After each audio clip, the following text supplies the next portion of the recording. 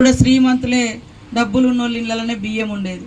కానీ మన గవర్నమెంట్ గత 50 ఏళ్ళ నుంచి ఇందిరమ్మ తండ్రి కాడ నుంచి మొదలు పెడితే మొన్నటి వరకు కూడా అనేక రంగాలలో సంక్షేమం తీసుకొచ్చి చాలా ఊర్లలో కుంటలు చెరువులు పెద్ద పెద్ద డ్యాములు నిర్మించిన తర్వాత కొంత వరి పంట అనేది పెరిగింది. గతంలో కూడా 10 ఏళ్ల కింద కాంగ్రెస్ ఉన్నప్పుడు ఊరూర్ల ఇందిర జలప్రభ బోర్లు కూడా వేయడం జరిగింది. ఈ చెరువులన్నీ కూడా అప్పుడు తవ్వినాయి. కొత్తగా మధ్యలో కొంతమంది పూడిక తీసిరు తప్ప అందులో పెద్దగా పనేం చేయలే. ఆ తర్వాత ఇప్పుడు మరి పేదోళ్లకు పెద్దోళ్లకు తేడా ఎందుకు? పేదోళ్ళు కూడా సన్న బియ్యం తినాలి, కడుపు నిండా తినాలి.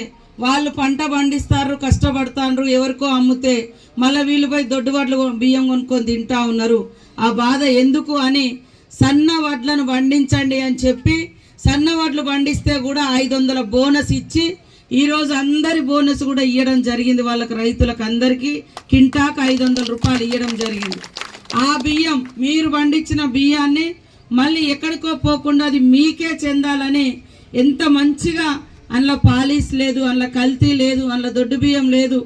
మీరు ఏదైతే సన్నవడ్లు 6 నెలల కింద 3 నెలల కింద అమ్మినరో అదే బియ్యం అదే వడ్లను మళ్ళీ బియ్యంగా పట్టించి మీకు ఇవ్వడం జరిగింది.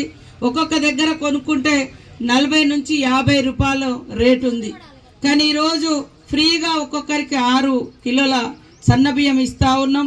నిన్న కూడా మహిళలకు అందరికీ వడ్డీ లేనటువంటి డబ్బులు కూడా ఇవ్వడం జరిగింది. 291 కోట్లు వడ్డీ లేని రుణాలు తీసుకుంటే ఆ వడ్డీ 9 కోట్లు మీకు అయితే ప్రభుత్వమే ఆ వడ్డీ డబ్బులు కూడా మళ్ళీ మహిళా సంఘాలకు ఇవ్వడం జరిగింది. కాబట్టి ఇవాళ ప్రతి ఒక్కటి కూడా పేదోళ్ళకు చెందాలనే మన ప్రభుత్వం కృషి చేస్తూ ఉంది. కాబట్టి మీరు 6 లక్షల వరకు లోను మరి 50,000 తీసుకుంటే ఫ్రీగానే, 1,00,000 తీసుకుంటే 10,000 గవర్నమెంట్ కట్టాలి.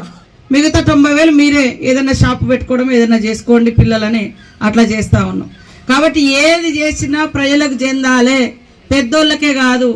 ఒక పోయిన సంవత్సరం మీరు 100 రోజుల పని మరి ఎంతమంది చేసిరో తెలియదు కానీ 100 రోజుల పని 20 రోజులు చేసి మరి మీకు భూమి లేకుండా ఉంటే రైతు బంధో రైతు భరోసా ఏదైనా పడకుంటుంటే కూలీలు అయితే వాళ్లకు 6 నెలలకు 6,000, 6 నెలలకు 6,000, సంవత్సరంలో 12,000 ఇస్తా ఉన్నాము.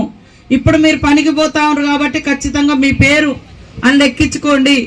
రైతు భరోసా కింద ఎకరానికి 12,000 మీకు రాకుంటే దాంట్లో ఇందులో మీరు అర్హత ఉంటుంది భూమి లేని వాళ్ళకు, ఏది 100 రోజుల పనికి పోయేటోళ్లకు. మరి 10 ఏళ్ళు వాళ్ళు పెద్ద పెద్ద ధనవంతులకే ఇచ్చారు, పేదోళ్ళకి ఎవరికి ఇయ్యలే.